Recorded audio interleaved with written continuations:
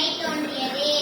எங்களின் ஐடியா பயனுள்ளதாக இருக்கும் என்று நாங்கள் நம்புகிறோம். அதாவது 4 வழிச்சாலையில் நடுவில் 5 அடி விட்டமுள்ள ஒரு சிமெண்ட் குழாய் பைப்பை பொருத்த வேண்டும்.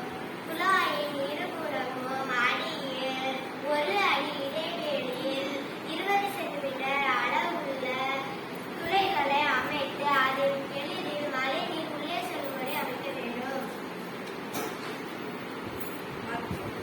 மழை பெய்யும் பொழுது தார்ச்சாலை விடும் மழைநீரை துளை வழியாக சென்று குழாயில் விடும்.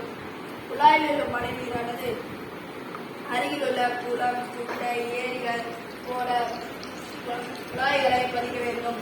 அப்படி இல்லை என்றால் அரசின் குறுகால்கள் வளர்ப்பு திட்டத்திற்கு பயன்படும் வகையில் மழைநீர் சேகரிப்பு தொட்டியை அமைத்து அதில் விழும்படி அமைக்க வேண்டும்.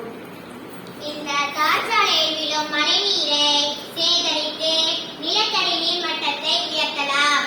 குடிநீர் பற்றாக்குறையை போக்கலாம்.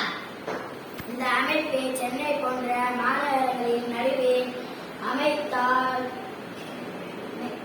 குடியிருப்பு பகுதிகளில் நீர் புகுவதையும் சாலைகள் நீர் தேங்கி வாகன போக்குவரத்து சிக்கல் மற்றும் சுகாதார சீர்கேடுகளை குறைக்கலாம்.